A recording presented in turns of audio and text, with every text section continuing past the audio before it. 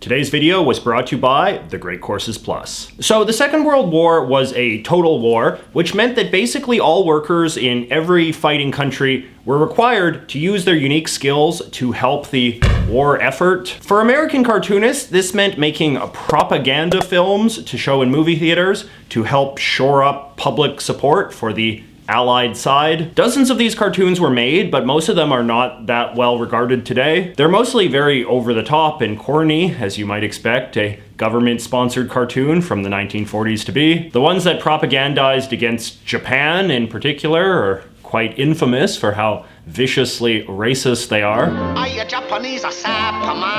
But there is one propaganda cartoon that I have always admired. It is a 1942 cartoon made by the Walt Disney Company, which is called Education for Death, and I think it is the best World War II propaganda cartoon ever made. And this is what we will be talking about today. So Education for Death is a 10-minute cartoon based on a book of the same name by a guy named Gregor Zimmer. He was an American teacher who worked in Germany in the early days of the Third Reich and thus witnessed up close how the Nazi regime operated, particularly as it related to the indoctrination of children. The Disney adaptation of his book thus tells the story of little Hans, a young German boy that the film argues has no worth to his society other than to be brainwashed and die, hence the title. What I like about this cartoon is that rather than just being silly, it has a mix of both serious and goofy parts, which I think shows off animation's full range as a medium. But more than that, the serious parts also provide a clear window into how Americans of the time would have understood the evil of the Nazi regime and why they believed it had to be destroyed before it could conquer the world. Now, that might not sound like particularly deep commentary. I mean, Nazis are bad, wow. But on the other hand, given we live in an age where terms like fascist and Nazi are thrown around so casually, I think it can be useful to actually go back to the historical record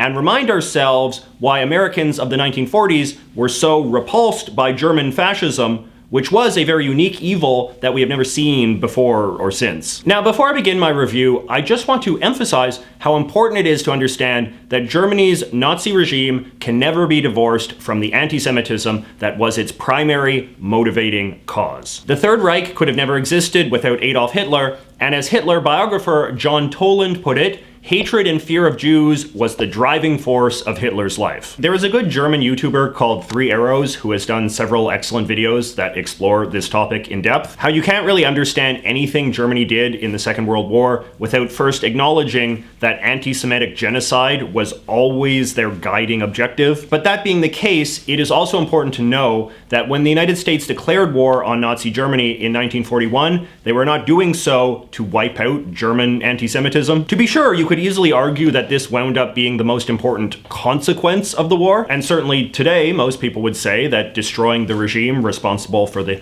Holocaust is one of the most morally defensible things that America and the other Allied powers ever did. But back in the early 1940s, the point of World War II wasn't really understood this way, and Education for Death reflects this. There is no explicit mention of Nazi anti-Semitism in the film, which seems odd, but wasn't that unusual for anti-German propaganda of the time. And why was that? Well, one reason is simply because the full scope of the Nazis' so-called final solution with the extermination camps and whatnot was not yet mainstream knowledge in America and wouldn't become mainstream knowledge until after the war had ended. Another much less defensible reason was that even though the Nazis were well known for their anti-Semitism, a lot of Americans in the 1940s were quite anti-Semitic themselves, including high-up people in the US government. From a propaganda perspective, this meant that playing up the anti-Semitism of the Nazis wasn't necessarily the most persuasive argument you could make to the American public if your goal was to turn people against them. This attitude reflects very poorly on that generation, of course, but at the same time, we should remember that while anti-Semitism was the core evil of the Nazi regime, it was not its only evil. With Hitler's anti-Semitism at its center, German fascism manifested in all sorts of other hideous ways, all deriving from the central belief that human life should only exist on Hitler's terms. Which brings us to little Hans. So Education for Death begins before little Hans is even born, with his parents having to register his birth with the party. They have to provide documentation proving that they are from a pure Aryan bloodline and give him a name from the list that the party has approved. The narrator also notes that this is their hereditary passport, with space for 12 future children.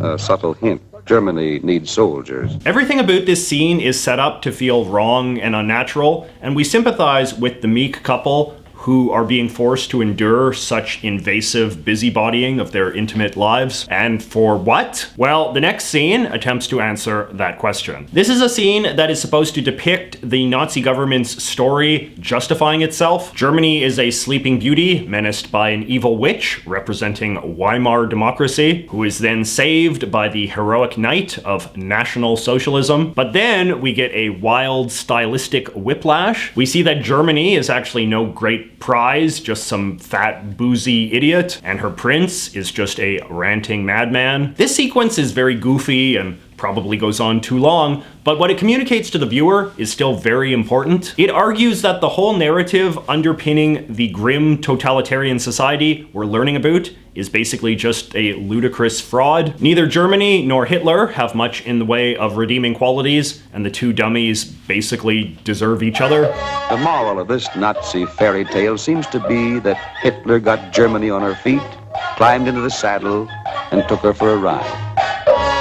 In some ways, this scene might actually be the most harsh and judgmental in the whole film, just in the sense that by arguing the Nazi origin story is fundamentally absurd, it suggests everything the German people are forced to endure at the hands of this terrible government is basically in the service of nothing, and possibly even their own fault. This idea of suicidal nihilism being the heart of the Nazi regime is the thesis of the entire cartoon, in fact, and it only gets darker from here. The film's central scene depicts little Hans in school, receiving his literal education for death. Such a powerful title, by the way. It might even be my favorite thing about this entire film, just because I think it conveys so much. So Hans is a naive child being raised under the rules of this wicked society, a society that only exists to serve the mad dreams of their dictator. And what the dictator believes is that anything weaker than him must be destroyed. Hans's teacher literally illustrates this concept by drawing a fox eating a rabbit.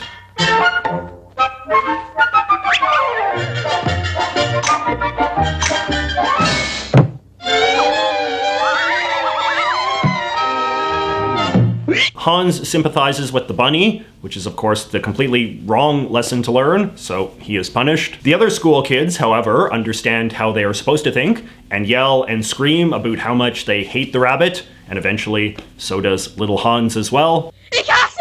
He hates the rabbit. There's no room for weaklings. Hans is learning fast.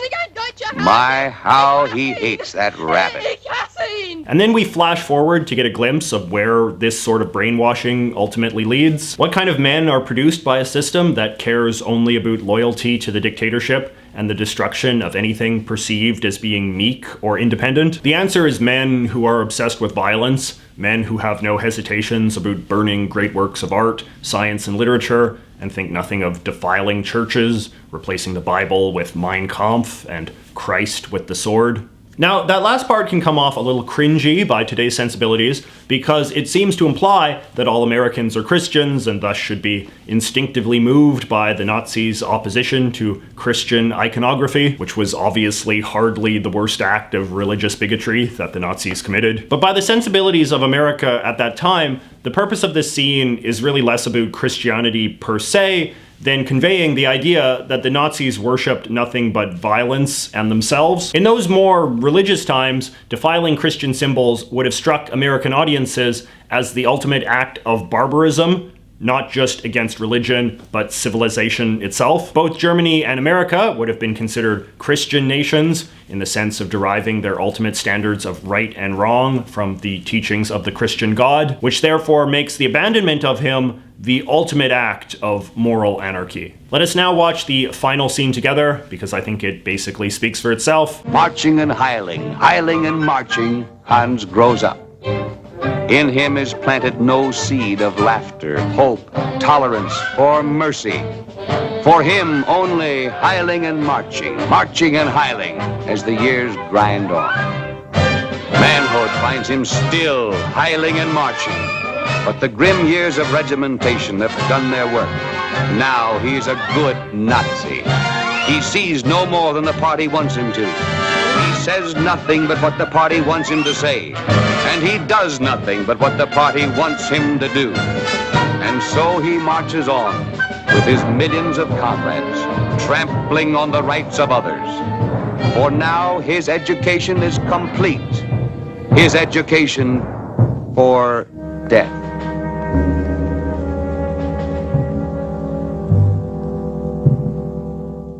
So there you have it. Hans is now dead, having served the only purpose his society ever had for him, which was to obediently die for a madman. Even when correcting for the cheesy bits or the way it avoids directly addressing anti-Semitism, I do still think that Education for Death is a remarkably effective piece of propaganda, just in how persuasively it paints an image of a thoroughly repulsive society, a society the United States would be fully justified in going to war against. What I think even makes this film persuasive to modern audiences is that we know it is basically honest. I mean, it's propaganda, but it is not propaganda that is tainted with lies, the way that other propaganda often is, even other Allied propaganda from the Second World War. The Third Reich was, in fact, a smothering totalitarian dictatorship run by a lunatic, a government that did indeed worship death over life and demanded total subservience from all of its subjects, from the cradle to the grave. And through the strength of this vivid negative example, we are hopefully also reminded of the ideals of America. After all, when the narrator says something like, "In him is planted no seed of laughter, hope, tolerance, or mercy," we are implicitly reminded that positive American virtues can be found in the opposite of all of that. It reminds us of why World War II was the most just war in history, and why Americans, and the rest of us who are citizens of the former Allied powers, should be proud to have the defeat of Nazi Germany as part of our shared historical heritage. So part of the reason why I made this video is because I am legitimately disturbed by some of the historical ignorance I see thriving online these days, particularly as it relates to serious topics like fascism and World War II. As that period of history grows more and more distant, I think there is a real danger of us losing sight of the lessons of that era, or even treating it as something irrelevant or frivolous, which is why I'm happy that the sponsor of today's video is the Great Courses Plus, which is about as good a cure for ignorance as you can get. The Great Courses Plus is a subscription service where members get access to thousands of hours of recorded video lectures by some of the world's top academics. This includes professors from elite universities, as well as experts from places like National Geographic and the Smithsonian. These lectures are long and serious, and they represent deep dives into important adult topics. And I personally find them very satisfying to watch because they really make you realize what it is to receive a substantial, mature education, which is definitely something I think a lot of us don't get enough these days. As part of my research for this video, I was watching a great series of lectures by Professor Vejas Lovacius from the University of Tennessee, entitled Utopia and Terror in the 20th Century. It's a long and substantial overview of the most evil regimes of the last century, including 2 full hours on Nazi Germany. Anyway, if you click on the following URL or go to the link in the thing below, you can get access to a special free trial with full access to everything that the site has to offer. So I guess my parting question to you would be to ask if you've ever had any interactions with World War II propaganda. Have you ever seen a particularly good or bad example? Do you think that propaganda is ever something we can look back at and appreciate? Or is it just too dated and cringe? Let me know in the comments, and I will see you next week.